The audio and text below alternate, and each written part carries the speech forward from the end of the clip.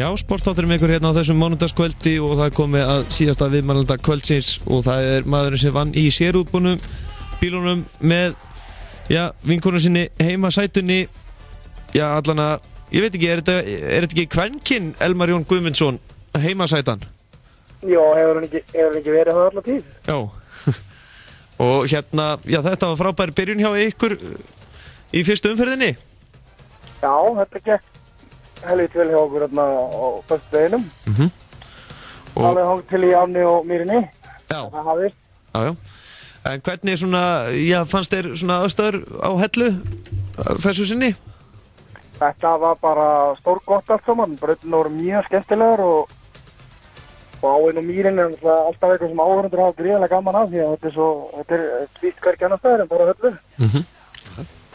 En hvernig, svo náttúrulega á laugardeginum, það var náttúrulega afmælissýningin og hún hefur væntanlega verið mjög skemmtileg?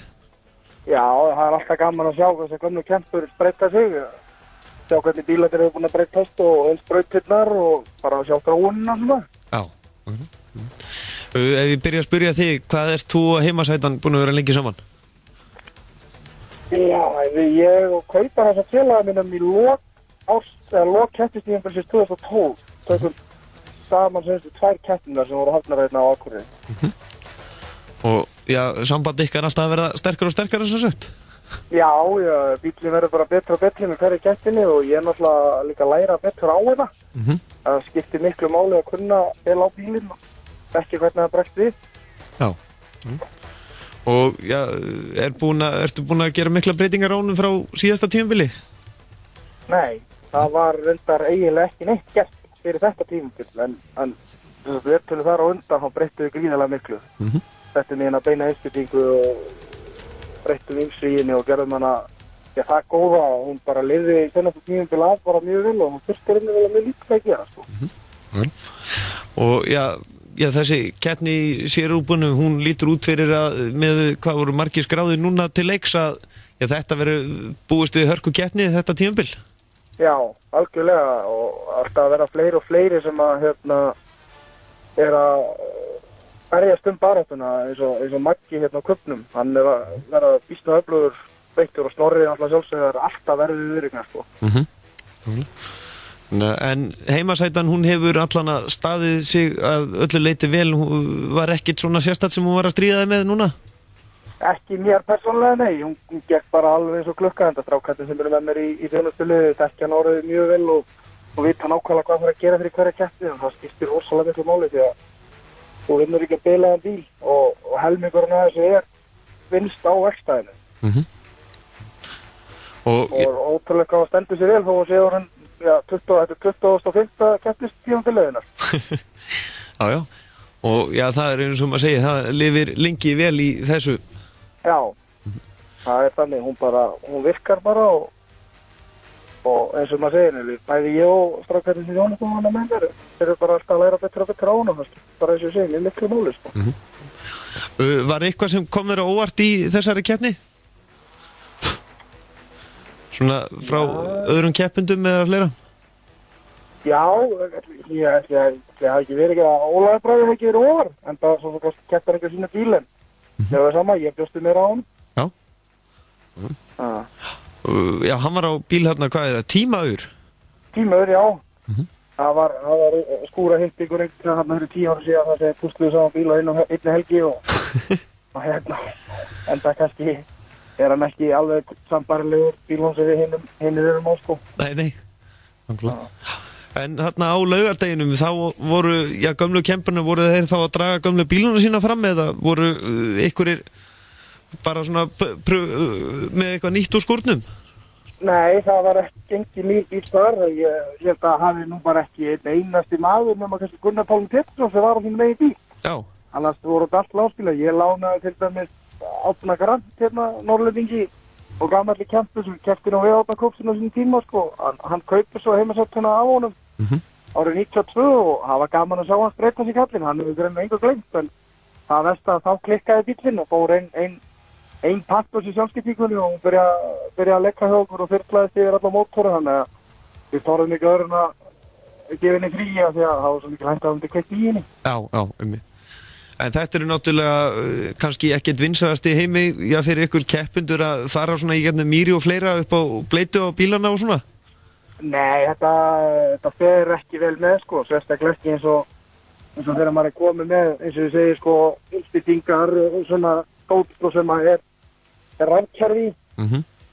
En það svo sem það slapp til hjá okkur, en það fór nú bara einn hjá okkur og en hann fór ekkert fyrir bara að bleita sig ofan en þetta var alltaf búið sko, en það skiptir líka bara máli að vassverja vel, reyn eins og getur sko, en það er alltaf mikil hætta á því að skemma eitthvað í þessu vassbreytum sko, en það er rosalega gaman að keyra þess að. Já, að sjálfsögðu. Ef þetta held í lagi. Já, einmitt. En hvernig þetta nú svolítið ferðalag, það ekki alltaf fyrir ykkur að fara að keppa eins og núna þurftu þið nú að fara einn af þeim lengst? Já, það er náttúrulega bara eins og þá sem búa þarna, þegar það er náttúrulega komað til okkar líka, en þetta er gríðarlega mikið farðalag og maður snýst mikið að reyna að halda góðu samstarf við aðra keppendur sem eru á Norðurlandi og við erum duglegir að hópa okkur saman fyrir mót og reyna að gera þetta sem hagkvæmast og reyna að stefna bara styrktalæðinu saman sem eru tilbúin að taka þátt í ferðakostnaði fyrir okkur sko, því að þetta er náttúrulega stór hluti af þessum keppnum er bara að koma sér á staðinn og byrting og annað slíkt og þetta kostar ótrúlega mikla peninga og það skiptir miklu máli að hafa góða styrktaræli kringum sig, annars þetta bara ekki vinnandi höfur samt dýr. Nei, enda þetta er náttúrulega ekki ódýrasta íþróttin sem hægt að velja sér? Nei, enga veginn, en eins og ég segja það skiptir miklu máli að hafa einhverju sem eru tilbúin að hjálpa sér og líka bara það er gaman að sjá að þetta er að koma er aðeins að lifna yfir þessu í fjölmiðlum yfir höfum. Eins að Ríkissjónvarpið og Stöð 2 eru fannst að sinna þessu bara mjög vel í sínum íþróttafréttum og eitthvað heyrðist nú af því að þetta er fínt á RÚV í sumar, en það er bara vonandi að það takist því að það líka ekki bara hjálpar á sportinu að vaxa, heldur það hjálpar líka okkur keppendum að fá styrki sem að eru nauðsynlegir svo við séum með svo skemmtilegasta bíla að keppa á sem eru gangvísir og kraftmiklir og ekkert að bíla mjög mikið. Þannig að það er bara allra að meina hagur að koma að umfjörðin þessu mest í þessu sportu. Og þetta er náttúrulega eitt af skemmtilegasta sport sem þú getur fylgst með? Já, mínu mati, algjörlega. Man alltaf byrja að fylgjast með motorsportinu þetta gamla þetta, það er bara má Polly og það mennir svo Einar Gunnlaugs og Gísli Gunnar og Halli G og þessi, þetta voru bara guðir í manns augum. Já, einmitt. Það er bara þannig. Þannig að það er væntanlega alltaf svolítið stressandi þegar þessi kappar eru ekki konir að fylgjast með? Jú. Það er alltaf þannig að maður náttúrulega vil standa sig. Já. En ekki gaman að kalla að koma á svona þetta. Já, ekki er þetta verra nú að hafa staðið uppi sem sigur fyrir framan reynslu boltana? Nei, alls ekki. Og þetta sé nú alltaf gaman þetta sport, þannig að það er nú ekki í stundum. Það var alltaf skemmtilega að vinna. Já. En í kringum heimasætuna, hvað eru margir sem eru í kringum heimasætuna eins og í keppnum og undirbúning fyrir keppni? Er ekki svolítið margir sem koma að þessum eina bíl? Jú, allir sé ekki svona þegar næst er í kringum 10 mann sem erum að veðsana því sem mest og þó að ég komin að það kannski alltaf allir með mann á keppni, menn alltaf komast ekkert alltaf, þetta er náttúrulega bara sjálfbóðavinna og rosalega mikil sjálfbóðavinna. Ég er ekkert sem að allir fattið að átti sig á því hvað þessi strákar sem eru að hjálpa okkur keppnir leggja á sig rosalega mikla vinnu og þeir eru ekkert tíður mikilvægir heldur en strákarnir sem eru að keyra þessu bíla. Nei, og þeir eru bara hluti á sýrunum alveg mikil ókomar. Og þetta er, lítið slakað á þarna í sérstaklega kringum keppninar eins og, maður hefur heyrt af því að sumir hverjir þeir eru jafnvel bara svo valla neitt af því að þeir eru bara í undirbúningi ef að bílinn bílar kvöldinu áður. Já, vinur minn norðan og samstarfsfélagi Þór Þormar á Spætimann, það fór ekki gangi á honum fyrir 6:30 á laugardagmorgninum og hann bræddi úr mjölni á föstudeginum. Já. Þannig að, og seinasta vikan fyrir mót, það er alveg sama hvað maður reynir að byrja að skipa þetta sem snemma, það var aldrei mikið senastu vikunum fyrir mót, það er alltaf eitthvað sem þú gleymir og þú fer að pröfa, það er alltaf eitthvað sem klikkar og þú reynir svona að gera þetta vel og getur og það er, maður kemur oftast mjög illa sofin á þessi mót. Já, nákvæmlega. Elmar Jón Guðmundsson, þakka kærlega fyrir að gefa okkur tíma og já, gangi þið vel. Næsta keppni náttúrulega tekur þátt í henni í annar umferð þarna á Suðurnesjunum.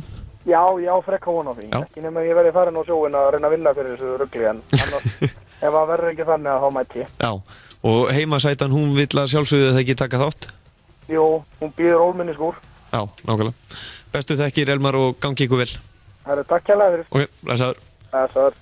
Já, og þannig að það, sportþátturinn verður ekki lengri að sinni. Ég minn ykkur enn og aftur að framundan fullt af leikjum í handbolta og fótbolta. Inn á hsi.is hægt að kynna sér hvaða leikir eru framundan í handboltanum og svo í fótboltanum þá það inn á hsi.is.